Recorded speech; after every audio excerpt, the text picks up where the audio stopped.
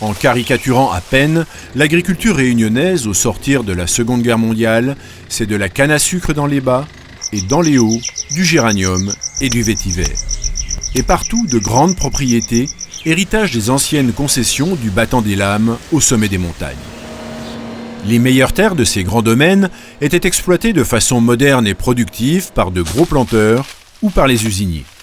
Les autres, c'est-à-dire les parcelles en pente, pleines de galets ou non desservies par des chemins, étaient données à cultiver à des milliers de colons qui travaillaient des surfaces minuscules.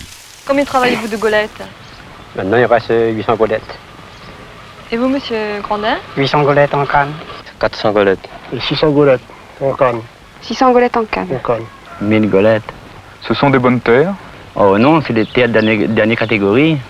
Ce statut du colonnat était un héritage du 19e siècle. Le principe était simple.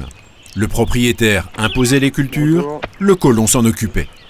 La récolte, et théoriquement les frais, étaient partagés aux 3/4 pour le colon, au quart pour le propriétaire. Le colon avait parfois le droit de construire une petite case pour sa famille et de planter autour quelques légumes. Mais c'était une situation extrêmement précaire qui le privait de toute initiative et le rendait très vulnérable, en particulier au moment des reventes de terrain. Nous, on a connu qu'il achetait quand il était fini de vendre. Il est venu à nous ici, chez nous, là. Ben, il m'a dit comment il fait. S'il est renouvelé le contrat, il dit moi non. Ben, il me dit comment il ça l'année prochaine. Alors, il dit s'il renouvelle, l'année prochaine, il va voir. C'était une grande difficulté pour nous, bien sûr. Ben, les autres colons, les difficultés de la rue, c'est dire que quand j'ai acheté le terrain, il y a de la donner un délai pour sortir. Justement, là, il y a des grandes petites paillotes. Là, donné M. Nativel Jean-Baptiste une petite cuisine, alors. Et puis, il a dit de sortir. Il ne veut plus voir personne. C'est ça, alors. Il reste qu'un travail, mais seulement pour habiter, non? Impossible dans ces conditions de se projeter dans l'avenir.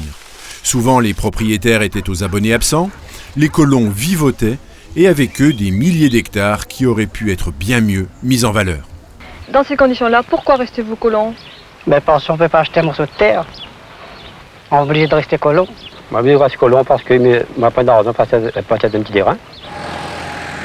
Ce n'est que dans les années 80 que ce statut foncier d'un autre âge s'éteindra et que les colons pourront devenir de véritables agriculteurs, libres de leur choix et de leur travail.